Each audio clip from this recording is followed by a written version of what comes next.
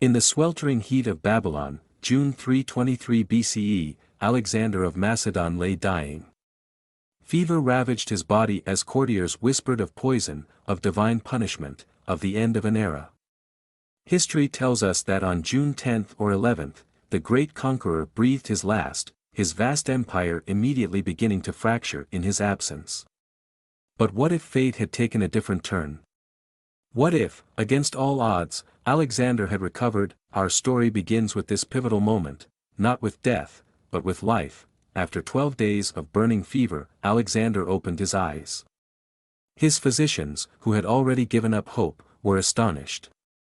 The king's legendary constitution had once again defied expectation.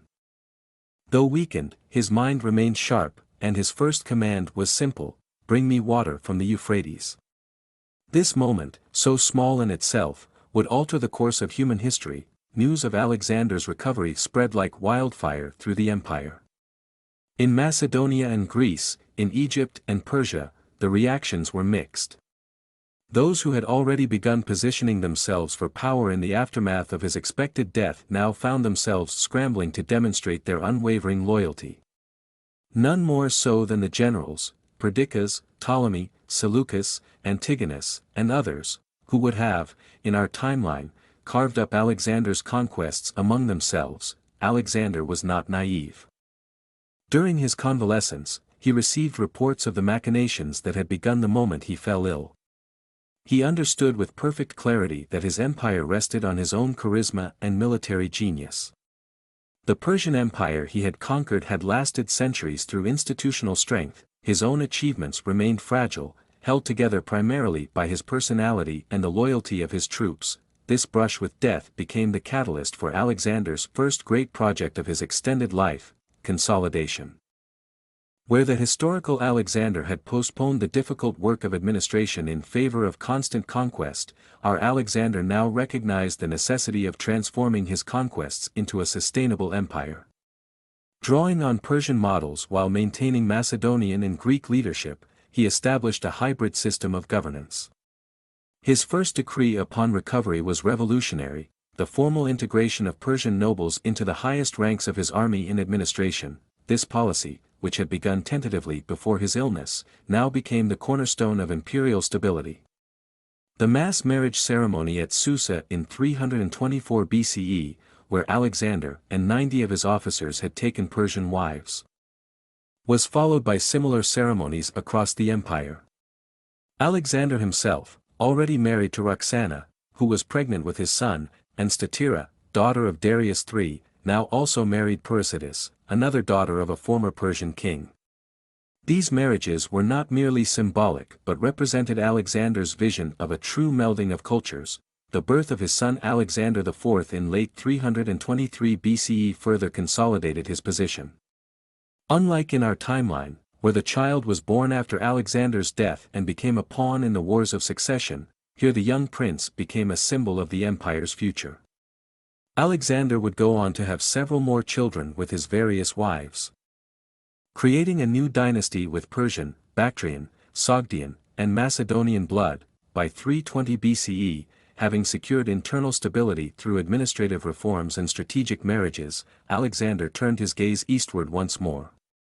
The Indian campaign, which had been cut short in our history by the exhaustion of his troops at the Hyphasis River, was rekindled with fresh forces and improved strategies.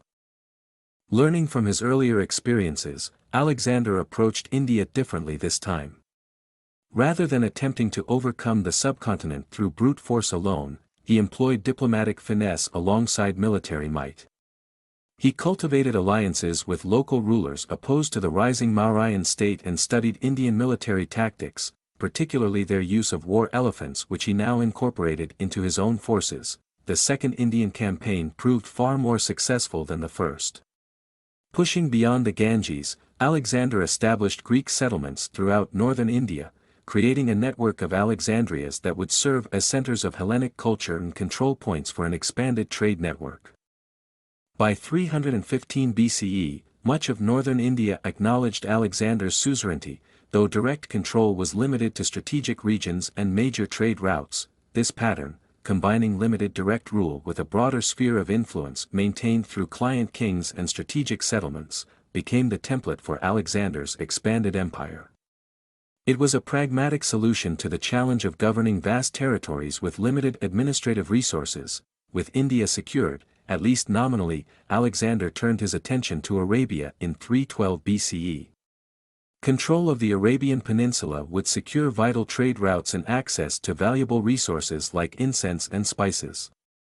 The campaign proved challenging due to the harsh desert environment and the guerrilla tactics of local tribes. But by 308 BCE, coastal Arabia was firmly under Alexandrian control, with arrangements of tribute and alliance extending into the peninsula's interior. Naval development became increasingly important during this period. Alexander commissioned the construction of a fleet that dwarfed anything previously seen in the ancient world. Under the guidance of Nearchus, his trusted admiral, harbors were improved throughout the Persian Gulf and Red Sea, and new shipyards established. This naval expansion would prove crucial for the campaigns to come. By 305 BCE, Alexander's imperial ambitions had turned toward Africa. Carthage, the powerful maritime city-state that would later challenge Rome in our timeline, now faced the full might of Alexander's combined forces. After a siege lasting nearly a year, Carthage fell, giving Alexander control of its extensive trading network and naval expertise. From this new base, Alexander launched campaigns along the North African coast, adding Libya and Cyrenaica to his direct holdings. Expeditions up the Nile brought Kush and parts of Nubia under his influence, though direct control proved more challenging in these remote regions. Naval expeditions explored the East African coast, establishing trading posts and gathering intelligence about the lands beyond. These explorations laid the groundwork for a trading network that would eventually extend as far as Madagascar and possibly beyond, connecting with existing Indian Ocean trade routes. Throughout this period of expansion, Alexander maintained a careful balance between conquest and integration. Local customs were generally respected, provided they did not interfere with imperial administration or taxation. Gods of conquered peoples were incorporated into an expanding pantheon, with Alexander encouraging identification between deities of different cultures, Zeus with Ammonius, Apollo with Mitra, and so on. This religious syncretism reinforced Alexander's own divine status, which became increasingly emphasized as the years passed. Having been proclaimed a god in Egypt and accepted as the legitimate successor to the Persian throne, Alexander now cultivated an imperial cult that transcended cultural boundaries. In this alternative history, the concept of ruler worship, which would become important in the Hellenistic kingdoms and later influence Roman imperial cult, began during Alexander's lifetime and with his active participation.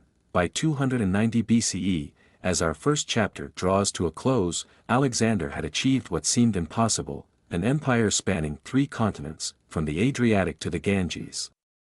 From the Danube to the cataracts of the Nile. Now in his mid-50s, he had already lived far longer than his historical counterpart, and his ambitions showed no sign of diminishing. The foundation was laid for even greater achievements. The empire, while still centered on Alexander's charismatic leadership, had begun to develop institutional strength.